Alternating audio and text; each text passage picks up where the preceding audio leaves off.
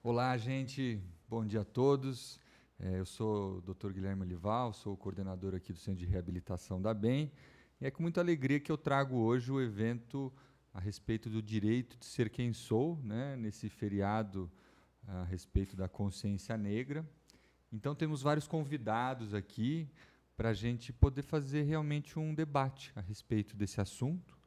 É um assunto que eu considero ainda um assunto tabu na sociedade. Eu considero ainda um assunto difícil de ser conversado, que traz emoções, às vezes, até viscerais para todos, que é o próprio feriado, né? Enfim, estamos até numa situação atípica que é feriado, mas foi adiantado, né? Tem discussões a respeito disso. Mas realmente é um tema que é importante da gente poder discutir, poder abrangir o nosso olhar a respeito desse assunto. Tá? Estamos ainda num período de pandemia, né? Até um lembrete a todos que estão em casa nos assistindo. Nós estamos tomando aí uma série de precauções em relação a isso, tá? E então estamos mantendo a distância. Temos mais duas convidadas aqui que vocês não estão vendo, porque a gente vai ter que fazer um rodízio para poder manter esse distanciamento, né? O uso de máscara, só quem está falando não vai usar. Então, por isso que talvez vocês estranhem um pouco o modelo. Tá? Mas para a gente poder começar, eu queria primeiro apresentar para vocês o Ellison. Né? O Ellison é um, um amigo já de algum tempo, né, Ellison? Está Sim, sempre sim. aqui na ABEM. E eu gostaria que o Ellison contasse um pouco da experiência dele. Né? Depois vai ter as outras pessoas que também vão se apresentando a respeito de qual que é a tua vivência em relação a esse tema de consciência negra, do direito de ser quem você é, esse tema da questão, o que trouxe de diferente na tua vida, a questão da tua cor de pele. Você pode falar daí Ah, mesmo. tá. Isso. Você abaixa a máscara e pode falar. É, bom dia a todos. Primeiramente, eu sou grato de estar aqui com o convite da BEM, do Dr. Guilherme, das meninas que me chamaram para vir aqui nesse dia muito especial. Para mim é um dia muito importante, que é o Dia da Consciência Negra.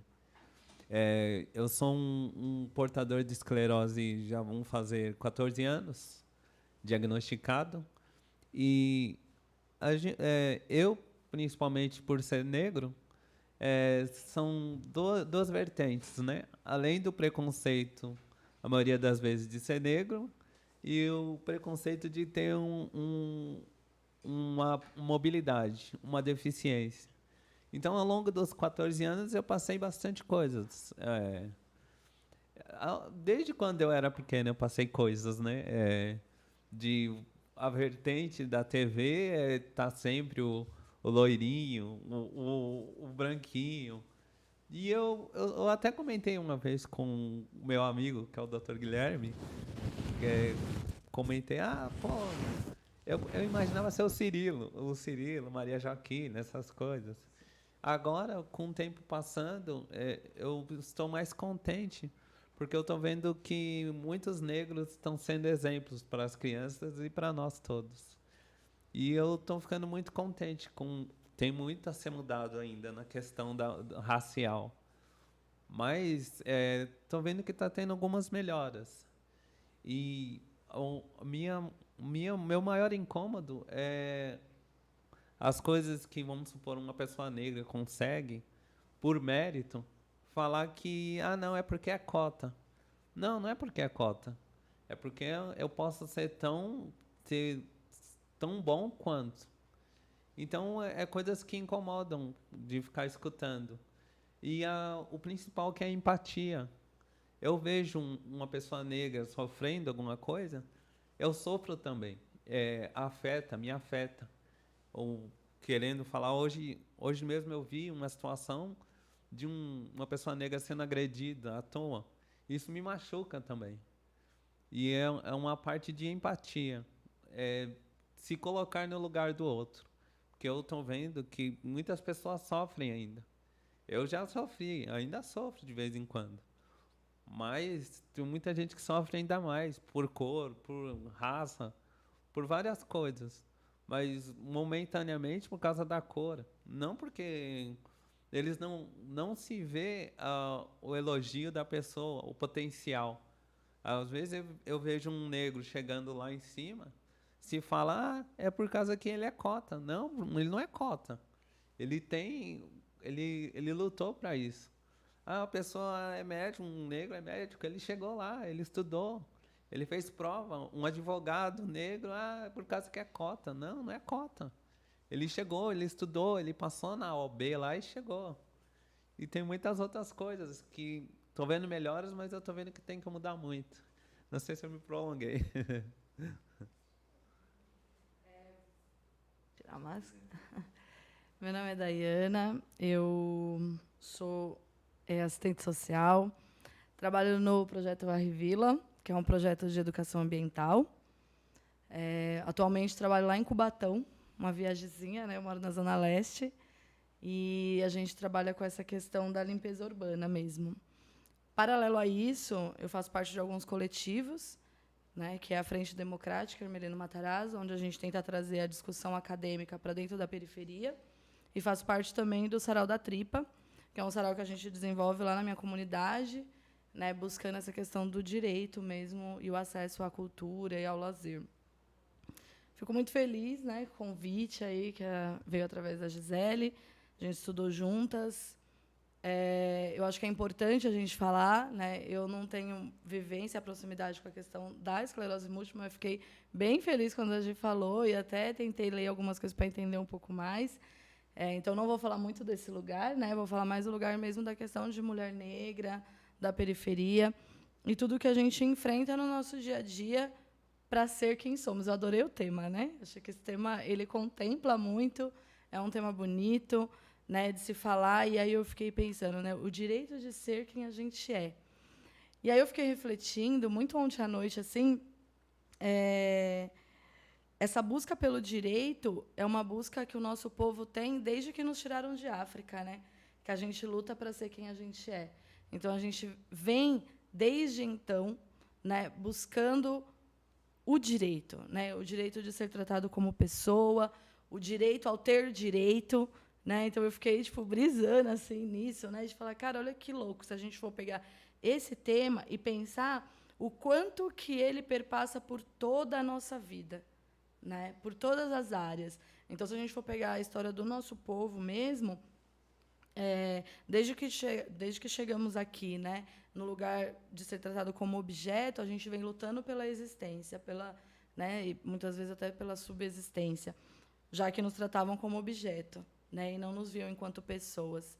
E até hoje alguns ainda, né, nos veem dessa maneira e tudo mais.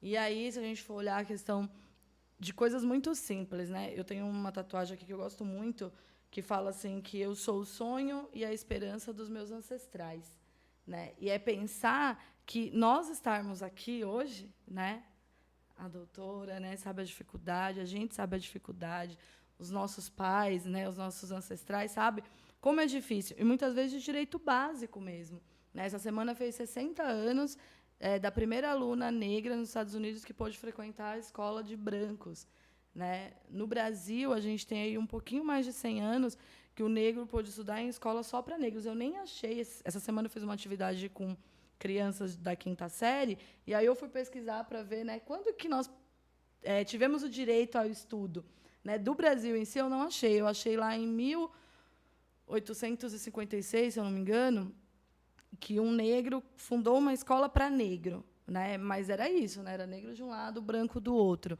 Então, o que eu achei dos Estados Unidos tem 60 anos, então a gente está falando de um passado muito recente, né? A idade da minha mãe, da gente pensar. E quando a gente olha, né, para o que a gente vive hoje, é a gente entender o quanto que isso está relacionado a esse passado recente, né? A gente entender que o fato da gente ser maioria nas periferias, né, e minoria nas universidades, acho que a doutora pode até trazer, Ana, né? O nome da minha avó. Ela pode até trazer, né? Quantos amigos, colegas brancos negros de sala né, você teve? São poucos, né? Ainda, infelizmente, ainda somos poucos, principalmente nessas áreas, né? Nesse curso. Serviço social, a gente até encontra uma galerinha lá, né? Pedagogia, a gente encontra uns amigos aí. Mas por quê? Porque é o que a gente está conseguindo entrar. Pensar, né, como você bem trouxe, assim, essa questão mesmo da medicina, do direito, da engenharia, da arquitetura, né? Eu tenho uma amiga que tá fazendo arquitetura e ela só é a única negra da sala, né? Então a gente percebe o quanto a gente tem que caminhar. E paralelo a isso, eu faço um trabalho na Fundação Casa do Belém e a primeira vez que eu cheguei lá, eu fiquei, mano, não é que é tudo da nossa cor mesmo? Aí eu falo, a gente tem predisposição para ser bandido, né? Ou é pegar lá o 14 de maio, né, que a gente sempre fala, tem até uma música muito bonita do Lazo, lá de Salvador, e que ele fala, né, o que aconteceu no 14 de maio, né, após a tal falsa abolição, o que aconteceu com o nosso povo, que ficamos sem moradia, sem trabalho, sem educação, sem saúde, sem acesso a nada, né? E aí a gente achar, teve até, trago aqui e levanta a mão aí quando acabar o meu tempo. Teve, quando vocês postaram nas redes sociais de vocês, alguém comentou, né? Ah, não consciência negra, mas consciência humana, né? E aí eu acho que vale ressaltar que quando a gente fala disso, não é a consciência de que a gente está celebrando, e a gente vai falar mais disso depois, né? O dia, né, somente o dia do negro, mas é para que todos possam ter essa consciência dessa luta de direito, que não tem que ser uma luta só nossa enquanto preto, mas tem que ser uma luta geral, né, uma luta de todos nós. Então, eu acho que a gente refletir, eu acho que o dia de hoje nos chama para essa reflexão mesmo, né, de tudo que a gente tem que lutar para ter direito ainda, né? O direito de ser quem somos e de ter direito a ter direito. Então, eu acho que é isso. Bom dia. Eu também gostaria de agradecer muito esse convite do Dr. Guilherme e parabenizar pela iniciativa de trazer para uma instituição de saúde um debate sobre uma questão social, que é a consciência negra. Dando um link com o que a Dayana comentou agora, realmente houve um comentário ali que Dia da Consciência Humana. Eu gosto de dizer que nós temos outros 364 dias para pensar na nossa condição como seres humanos. Então, um dia em que a gente pare para refletir a respeito do que é ser negro no mundo, no Brasil, do que é ser negro nas instituições de saúde, nas instituições escolares, não é prejuízo para os não negros, né? Então, eu sou médica, sou formada pela PUC Campinas. Sou médica neurologista, também pela PUC Campinas. Minha especialização subárea é em esclerose múltipla. Atualmente trabalho com isso tanto na rede privada quanto no SUS. E eu gostaria de abordar duas questões, né, que é a dificuldade de acesso da população negra a dois pilares da sociedade, que é a educação e a saúde. Falando de educação, no meu caso, eu sou aluna de escola pública e me vi na infância tendo o sonho de ser médica. Mas a minha referência como médica, a minha pediatra, era uma senhora oriental. Então, existia um delay entre aquilo que eu desejava e aquilo que eu via. Por sorte, a minha doutora ela era muito consciente. No consultório dela, ela tinha diversas bonecas, bonequinhas japonesa, bonequinha negra, bonequinha loirinha. Então, eu entendia que existia ali uma possibilidade. Mais para frente, com a política de cotas, como o Ellison comentou, eu pude, de fato, ter o direito de ser quem eu sou e realizar um sonho, né, que talvez não seja a possibilidade de todas as pessoas. Então, consegui fazer a graduação em medicina através de política de cotas. E, na minha turma, existiam mais algumas pessoas bolsistas também, por cotas sociais, e apenas mais duas pessoas por cota racial, que são minhas amigas até hoje, são pessoas muito engajadas na questão da consciência negra. Então, essa é a questão do acesso à educação. É isso que permite que uma pessoa, uma criança que tem um sonho, ela possa se desenvolver de acordo com esse sonho que ela tem, as políticas de acesso à educação. O segundo ponto que eu gostaria de falar é a dificuldade de acesso da população negra aos serviços de saúde. Então, isso se reflete tanto em ser paciente quanto em ser um servidor da área da saúde. Eu, como médica negra, não tive ainda, e espero não ter, o desprazer de ser discriminada de forma direta, né? Nunca nenhum paciente se negou de passar em consulta comigo por ser negra. Mas, como é muito vivo no nosso país, o preconceito indireto, aquela dificuldade das pessoas enxergarem que uma pessoa preta de jaleco pode ser o doutor, a doutora, e não necessariamente algum outro profissional na área de saúde.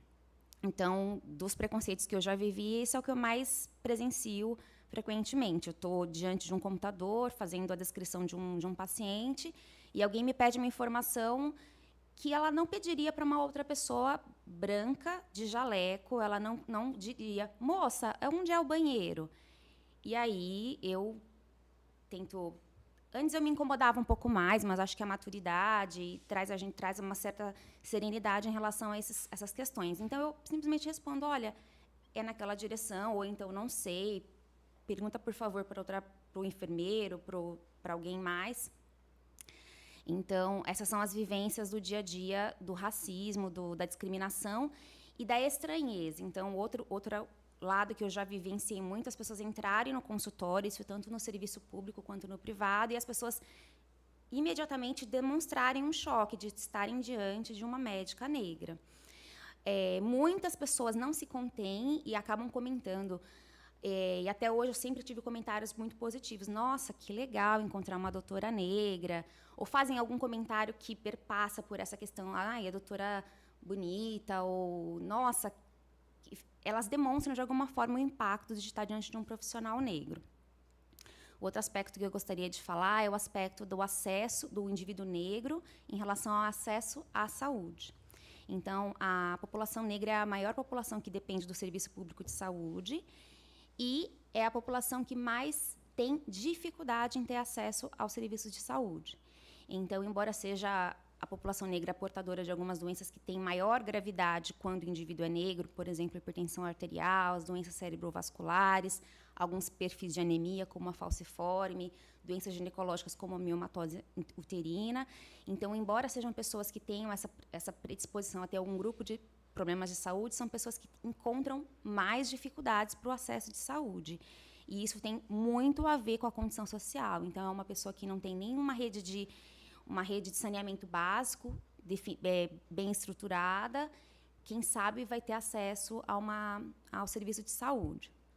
E quando tem acesso ao serviço de saúde, muitas vezes passa por discriminação. Então, lendo sobre um pouquinho o tema, eu vi dados muito contundentes a respeito de anestesia fornecida para as mulheres no momento do parto. Então, o levantamento de dados mostram que as mulheres negras, pretas e pardas, elas recebem menos anestesia pré-episiotomia. E isso tem uma questão cultural, de que a mulher negra é uma boa parideira, é uma mulher que tem uma resistência maior à dor, e isso, em 2020, ainda é uma realidade. Então, são esses dois aspectos que eu gostaria de levantar.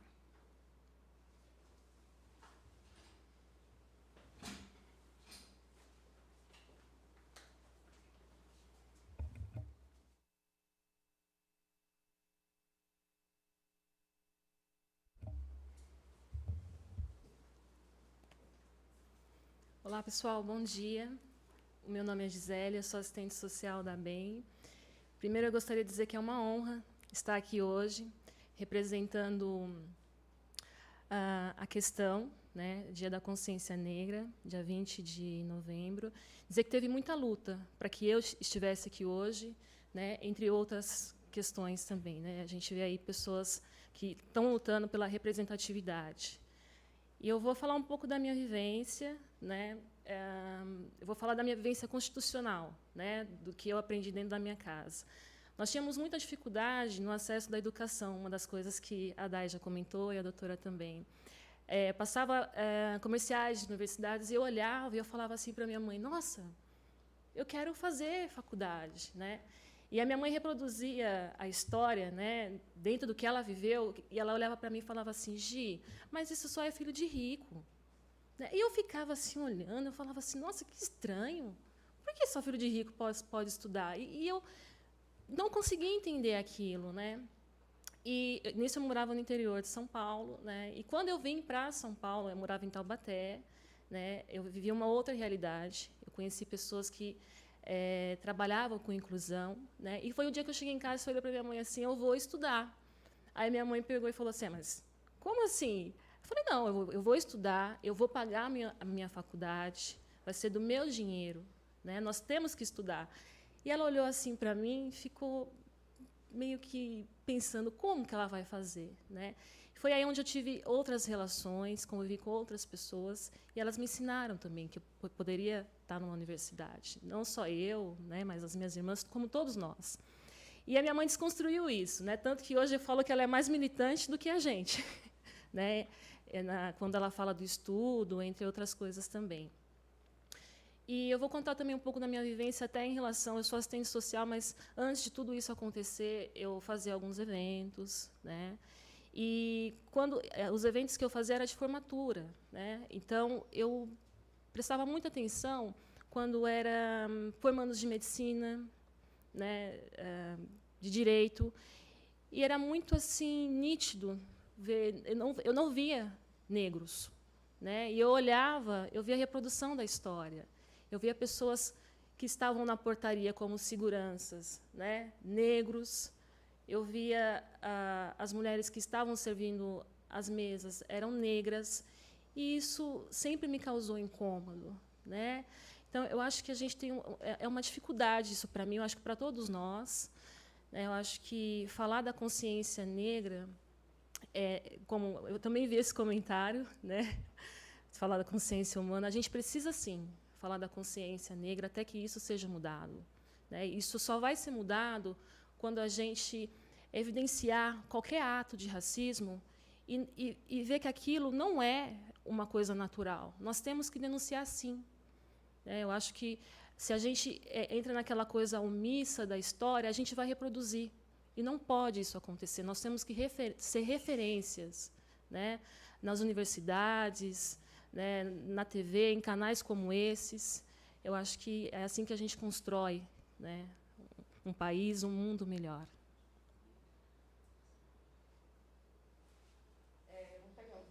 Claro, Dai. Tirar a máscara, eu sempre esqueço. Que é interessante quando você traz, né, essa questão de quando você trabalhava no buffet, né? E é isso, mais uma vez, né, a gente volta a essa questão. E que, assim, não tem problema nenhum, né? Igual eu falo, minha mãe é doméstica até hoje, assim, né? Babá e tal. E ok, né? Criou a gente dignamente, né? Nos possibilitou acessar diversas coisas e tal. Mas aí a gente precisa entender, no caso, que assim, a gente tem que estar onde a gente quiser. Né? A gente tem que ter o direito, voltando, né, ao direito, de ter o direito ao acesso aos espaços que a gente quiser. Né? Então, eu acho que é isso. A gente, esse racismo, quando a gente fala, né, do racismo estrutural, né, é nesse aspecto, né? É a gente entender por onde perpassa. Eu estava falando com as crianças da escola essa semana e falei: olha, o racismo ele não está só quando eu chamo meu amigo de macaco, quando eu falo que a menina tem o cabelo duro e tal. Não. Né? O racismo ele está nisso. Quando eu chego na universidade, a população preta não está, mas quando eu chego na Fundação Casa, está. Né? E aí a gente entender o que diferencia para levar a população branca para a universidade e a negra não. E aí, se a gente volta na história do país, né, e por isso que é importante, a gente vai entender que essa negação do direito ao acesso à educação, né, que a gente sempre nos foi negado, faz com que hoje a gente seja minoria nas universidades. Né? Então, só isso aí. Muito obrigado, gente. São vidas, né? Essas vivências, elas são totalmente vivas, são a história da população do nosso país. A gente teve aí alguns exemplos de algumas histórias. E uma coisa, quem me conhece sabe que eu sempre gosto de trazer para a realidade interna de cada um, né? Então, uma pergunta que eu gostaria que todos que estão nos assistindo fizessem é assim: aonde que está o racismo em mim? Né? Aonde que está o racismo em mim? Seja eu branco ou negro, né? Eu tive a oportunidade de conviver com uma pessoa maravilhosa, negra, que talvez fosse uma das pessoas com mais racismo que eu já conheci também, né? E por isso também vem esse tema, o direito de ser quem eu sou, né? Eu acho que a Gisele ela trouxe já uma introdução para a nossa segunda parte do nosso debate, que é a gente tentar buscar soluções, porque o problema ele é real, ele está escancarado para quem quiser ver. Quem não quiser ver pode negar, mas quem quiser ver, ele está bem evidente agora.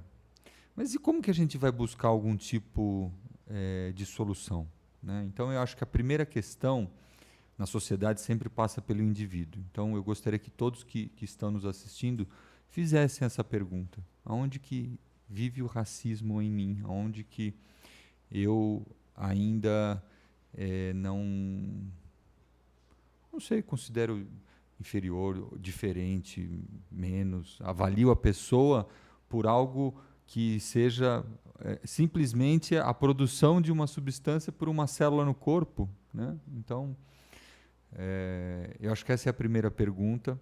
E a gente vai fazer uma rodada aqui com todos, dando sugestões, ideias de questões que a gente pode fazer para tentar minimizar internamente e socialmente essa questão, né? E eu vou começar, posso? Eu não sou negro, mas eu penso sobre o assunto e gostaria de trazer essa reflexão, que é o link do que a Gisele falou. Veja que ela, quando, né, era até em relação à questão mais financeira do que de racial, né? Isso é para gente rica ir para a universidade. E ela falou assim: não, eu tenho direito de ser quem eu sou, né? Então, sair para os negros em si, tentar ver como que você pode acessar esse espaço de direito que lhe cabe, né? Tem até uma música que foi lançada recentemente com os movimentos raciais que aconteceram nos Estados Unidos, que o refrão me tocou muito, que fala assim: "It's okay to be black". Quer dizer, é uma coisa, tá tudo bem, né, tá ok ser negro, né?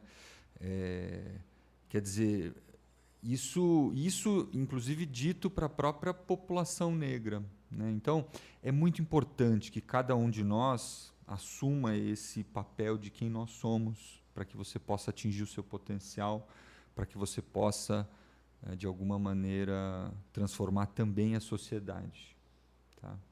Inclusive, depois a gente vai acessar um pouco o debate na terceira parte a respeito dessa realidade dentro do universo da esclerose múltipla, que também passa muito por essa questão de você assumir quem você é, de você poder sair talvez um pouco de um papel de que a situação lhe colocou ali e você se tornar um agente daquilo. E eu queria também, para finalizar só a minha fala, dizer que vamos ter um bloco ao final, vamos ter um bloco de perguntas. Então, vocês podem deixar perguntas que a gente vai tentar fazer respostas, claro, respeitando o tempo do nosso evento. Tá bom? E eu queria convidá-los agora para trazer ideias de soluções, de coisas que podem ser realizadas. Quem gostaria de começar? Eu vou ser o primeiro, né? Pode. Nós. Assim, primeiramente, como eu falo para todos, o mundo, em geral, falta empatia no mundo. As pessoas pensarem no próximo. E parar com esse negócio de, não sei o que, ele só conseguiu por causa disso. O que eu sempre falo para todos, a pessoa conseguiu pelo mérito dela, pela meritocracia, como diz, pelo que ela lutou. Hoje em dia ninguém sabe aquela brincadeirinha, aquela velha piadinha. Ninguém vê as cachaças, só os tombos. Ninguém vê, desculpa falar, ninguém vê o que a doutora passou, quanto que ela trabalhou, quanto que ela atende. E eu cobro muito em casa do respeito, de você saber o que a pessoa fez antes de você falar.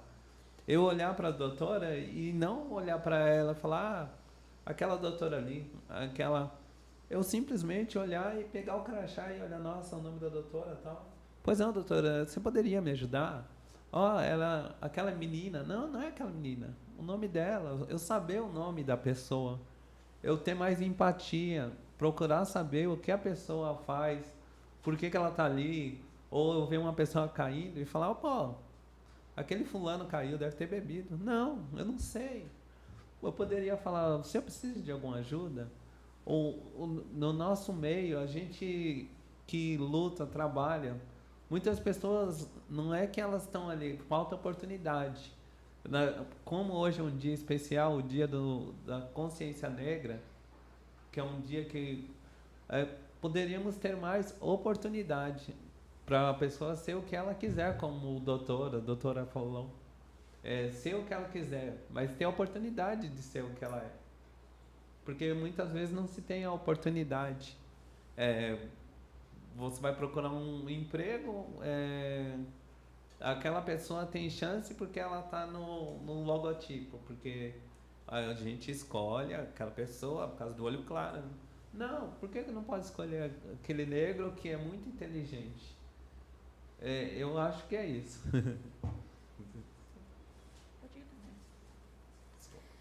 Então, pensar numa solução é complicado.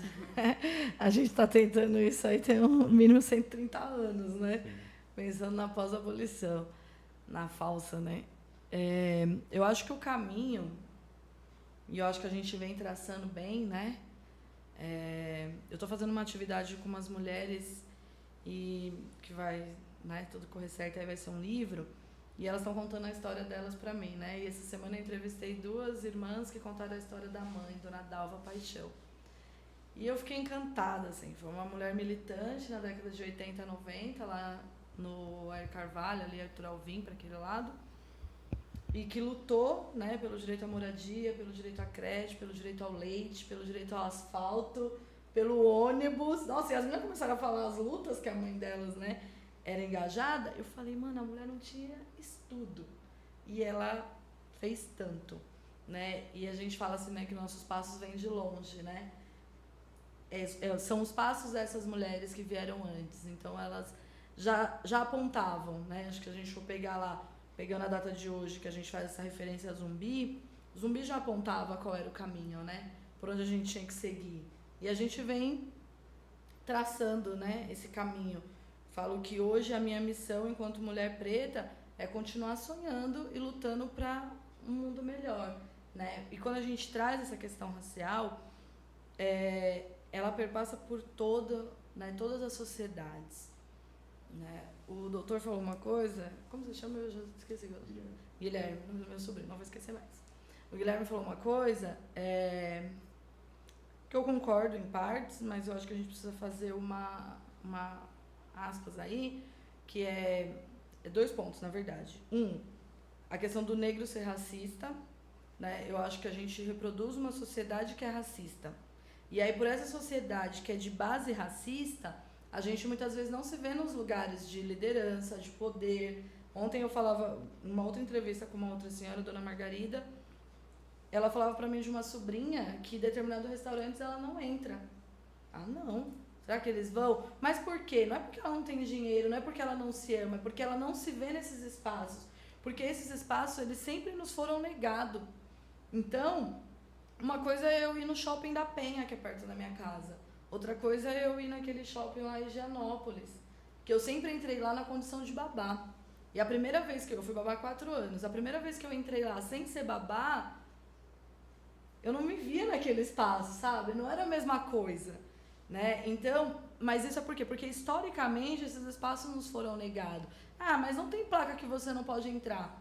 A primeira vez que eu fui na Vila Madalena para sentar num barzinho para tomar uma cerveja com uma amiga loira, eu era a única negra, né? E aí eu ficava assim, mano, tipo, você olhava, e eu falei pra minha amiga, observa isso, porque é o que a gente trouxe, né? A gente começa a observar que a gente tá sempre no lugar do garçom, da tia da limpeza, né? Falava isso na escola também. Os alunos, eles têm que ter na direção, na coordenação, os professores, e não só a tia da limpeza enquanto referência preta, né? Então, eu acho que a gente pensar numa sociedade melhor nesse aspecto é isso.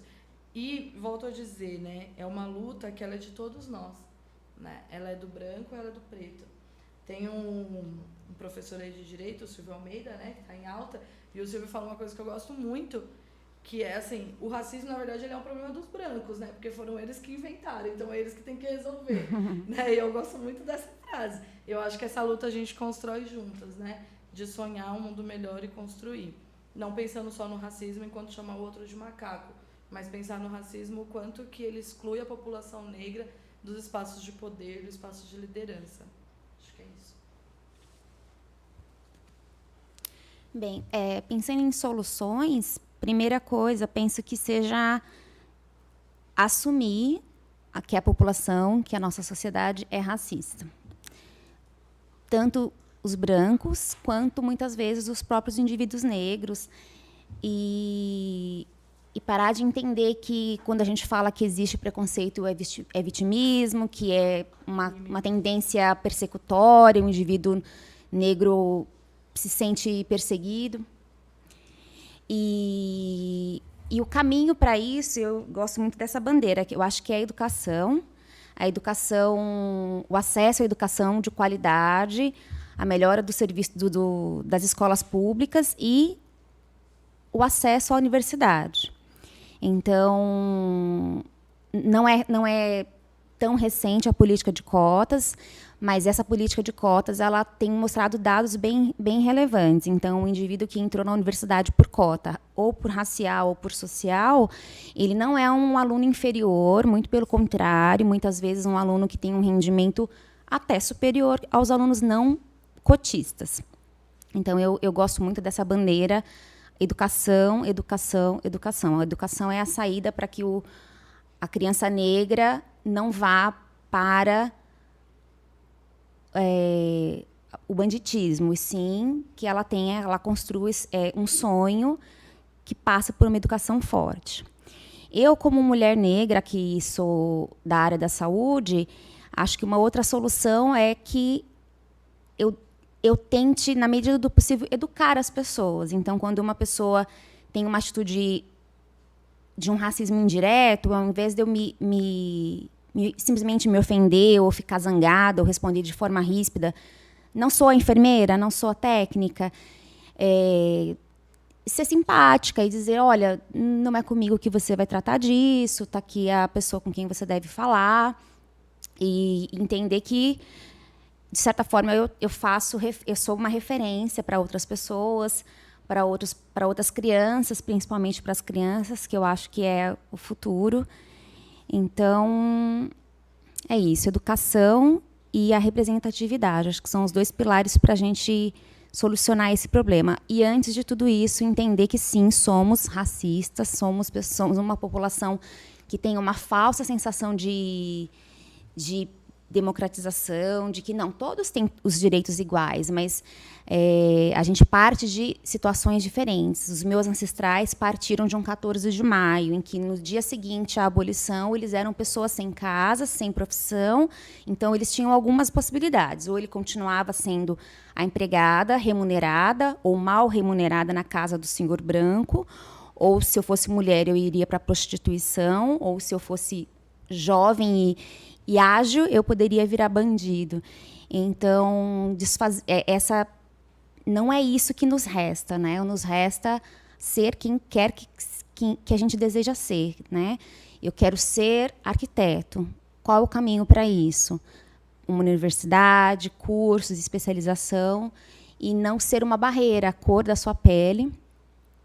E uma outra coisa que transpassa o racismo quanto raça, que é a condição social. Então, hoje existe uma coisa pior do que ser negro, é ser um negro pobre, porque são duas questões, você já tem duas características que são muito mal vistas, né? Então, você é negro e você é pobre, então você não tem acesso à educação, você não tem acesso à saúde. Então, uma criança negra e pobre, ela não parte do mesmo patamar de uma criança com melhor condições financeiras e brancas. Então, se a gente não entender que a gente precisa equilibrar isso, talvez facilitar o acesso da criança negra, pobre, aos lugares, se a gente não entender isso, a gente não consegue melhorar.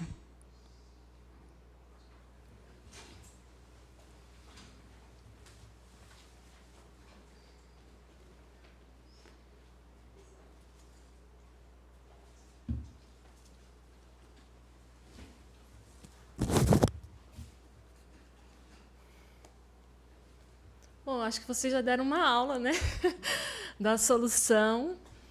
Bom, mas complementando, eu concordo muito com a doutora Ana, eu acho que a educação, ela transforma, esse é o primeiro passo.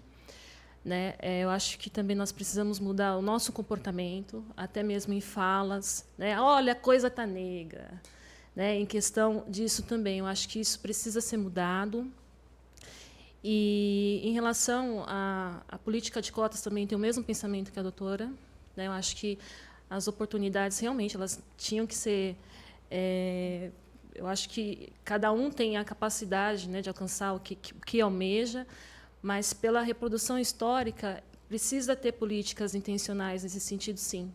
Né? E eu acho que é uma reflexão que a gente precisa fazer. Esses espaços são abertos, mas, se não tiver uma iniciativa, né, a população negra também não consegue. Então, eu acho que, para mudar tudo isso, a gente tem que continuar lutando. Né? Esse é o meu pensamento. Né? E obrigada pela aula, né, porque vocês responderam já tudo que eu penso.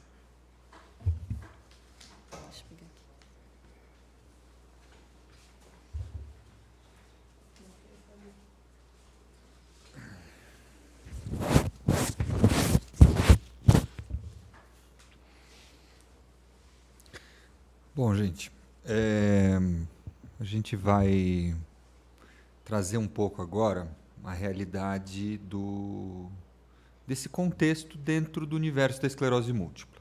Né? Estamos frente a um novo PCDT, que passa para ela, pode passar para a doutora, que é o novo protocolo clínico de diretriz de tratamento da esclerose múltipla, que está sob consulta pública, ou seja, qualquer pessoa em território nacional pode ir lá e trazer sua opinião a respeito disso, a respeito de qual vai ser a política pública de tratamento da esclerose múltipla.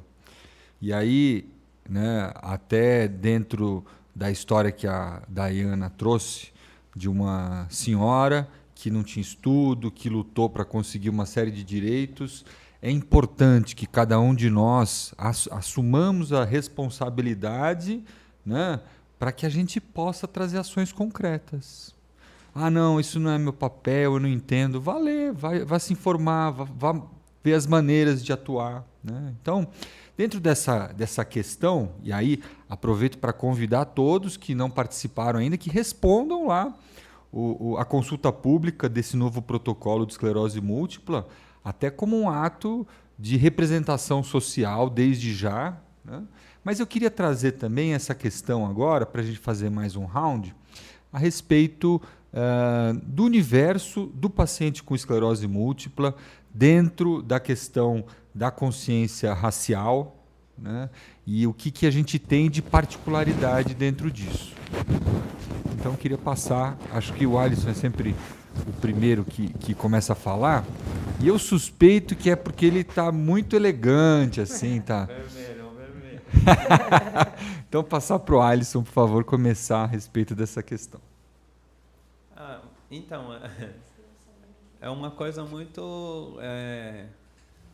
assim, eu sempre falei, e falei com os doutores, chegam situações que eu até brinco, assim, que além de ser negro, eu ainda tive um problema de saúde, uma coisa diferente. Porque quando eu tive o diagnóstico da esclerose, eu tenho minha bengala. Eu não usava bengala. E era assim, eu andava torto, andava na rua, andava tropeçando. E eu escutei muito assim, caramba, o negão tá tomando uns gueri-gueri aí. Ou caía na rua, falava, o cara... Uma vez eu caí, dividindo a história, uma senhora olhou e falou, drogado, tão novo, usando droga. E eu fiquei olhando assim, falei, caramba, como assim, mano?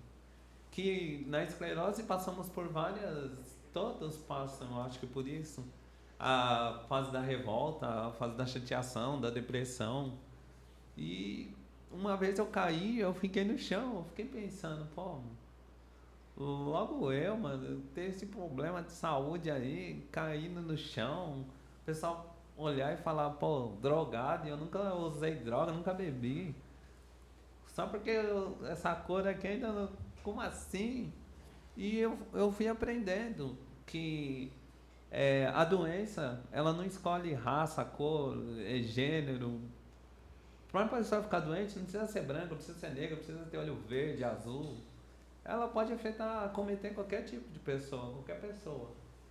E eu passei a aprender, e eu entrei em outros mundos. E outros, eu procurei fazer cursos. Eu fiz curso de Libras para saber o mundo também do pessoal surdo. Eu fiz curso também de Braille. Porque, assim, igual eu falei, da parte da empatia. As pessoas falam muito, mas não sabem. Eu brinco que uma vez eu entrei num ônibus com a bengala e tinha uma senhora que entrou atrás de mim. E eu falei para a senhora, pode sentar, senhora. Ela olhou para mim e falou, não, moça, você tem problema, pode sentar. E eu olhei para ela e falei, não, moça, não tem problema não, eu estou só com a bengala. Então, temos que desmistificar bastante coisas. Além do preconceito, tem o preconceito. Eu comecei a lutar com os dois. Além do preconceito, por causa da cor, o preconceito, a pessoa não saber. Porque muita gente não sabe esclerose. Ele vai ficar velho, vai esquecer tudo, eu não sei. Uma pessoa uma vez falou pra mim, você vai ficar velho? Você não vai lembrar de mais nada? E eu falei, não, você precisa saber o que é esclerose. Eu fui acometida pela esclerose, mas é uma doença que ela tem controle. Então temos que desmistificar bastante coisas. Pode falar. Eu me prolonguei, desculpa. Pode falar. Bem, a respeito da esclerose, que o Ellison tem falado que é uma doença relativamente democrática, tem um viés de que a esclerose em si é uma doença mais prevalente nas mulheres jovens e de etnia branca. Porém, nada impede que o indivíduo do sexo masculino, indivíduos mais velhos e, claro, indivíduos negros sejam acometidos. E que, por sinal, essas características elas tendem a entrar como critérios de maior gravidade para a doença.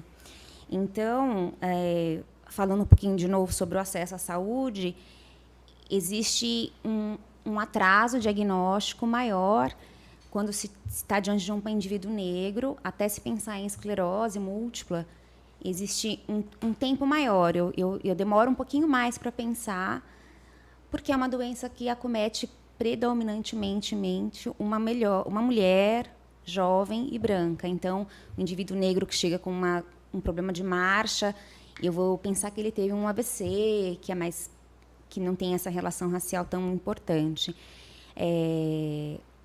E muitas vezes eu posso confundir a esclerose múltipla com a outra doença que é ainda um pouco mais rara e, sim, mais prevalente em indivíduos negros, que é a doença neuromielite óptica. Então, o indivíduo chega com uma história de uma perda visual dolorosa, que é a neurite óptica, e é negro. Talvez eu pense que ele tenha neuromielite óptica e não esclerose múltipla, por ser uma questão de etnias mais particulares. Então, isso pode trazer um pouquinho de atraso diagnóstico, até uma confusão aí. É isso.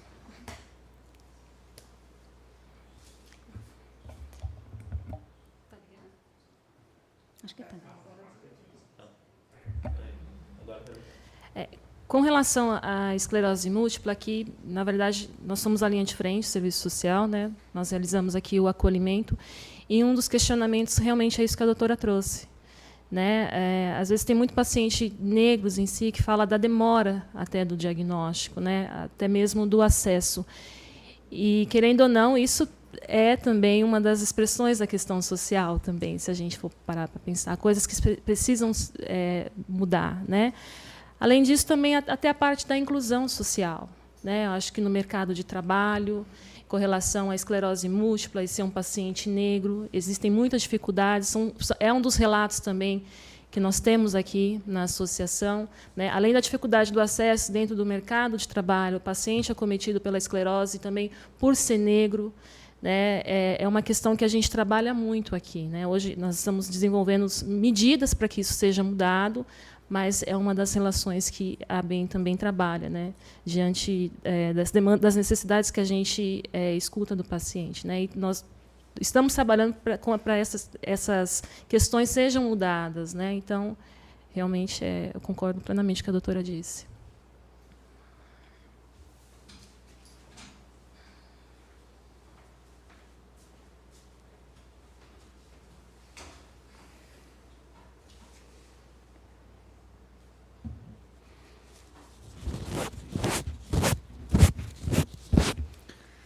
Muito bem, meus amigos. Um tema bastante diferente do que a gente costuma trazer aqui, mas de uma sensibilidade muito grande. Muito, muito bonito está sendo o evento. Temos perguntas, Gi? Se enquanto não tivermos, alguém quer fazer pergunta para um outro aqui? Se vocês tiverem alguma ideia de pergunta para fazer para um outro. Querem? Pode fazer, por favor.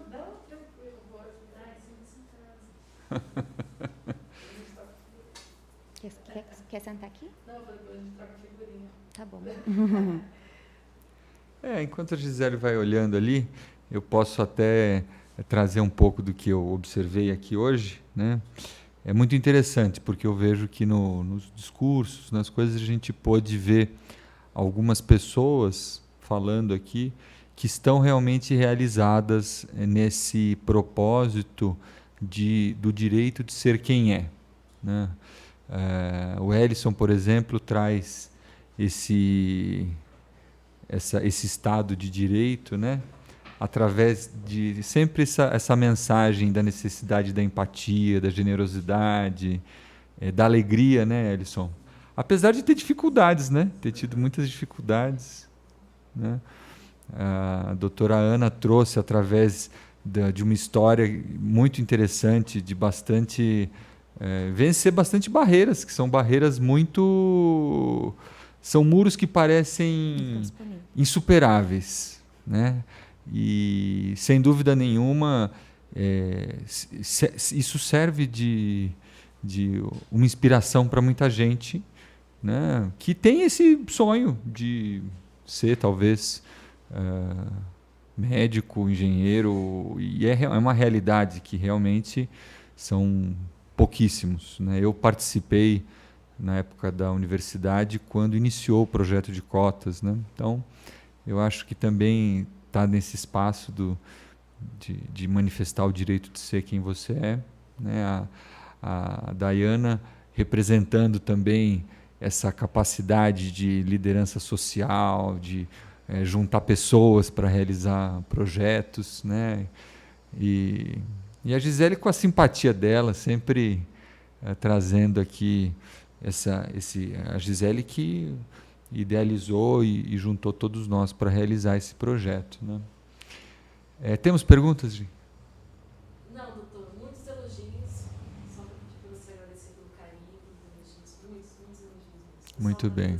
A Gisele está pedindo para eu agradecer a todos pelo carinho e eu queria que cada um finalizasse deixando uma palavra para a gente finalizar o nosso evento, né? Então, a palavra que me vem à mente aqui é o respeito. Então, aí cada um pode falar uma palavra e a gente finaliza. Eu acho que a palavra é oportunidade. Educação e oportunidade. Aliás. Eu gosto só de me prolongar um pouco. Respeito, oportunidade e falar para todos, assim, principalmente para a nossa população negra, que a gente tem todos os direitos, a gente pode ser o que a gente quiser, como disse a doutora, as meninas, que são lindas, parabéns a todas. Eu queria empatia, é a frase principal. As mulheres negras, os homens negros são os mais belos que tem, assim como todos. É empatia. Bom, queria agradecer pelo carinho de todos, os convidados também, obrigada, gente. E a palavra que fica hoje, eu acho que é igualdade. Para mim também é difícil usar uma palavra só. Mas, eu acho, né, do que a gente falou, representatividade, né, oportunidade. Eu acho que é isso que vai fazer com que a gente consiga diminuir, né, essa desigualdade. E aí, como eu não consigo uma palavra só, eu acho que é legal a gente pensar, ainda mais no dia de hoje, é uma coisa que a gente escuta muito, todos são iguais. Né? Realmente, biologicamente, somos todos iguais, né, doutora? Mas, né, socialmente, nós não somos. E é isso que as pessoas têm um pouco de dificuldade de entender. Né? Biologicamente, somos todos. A gente não precisaria mesmo de uma data para celebrar. Né? Mas, como socialmente não somos tratados de maneiras iguais, a gente precisa, sim, da cota, a gente precisa, sim, dessas datas. Quantos feriados, a gente falava isso comigo, né? Quantos feriados a gente tem que homenageia pessoas brancas, na sua maioria homens brancos?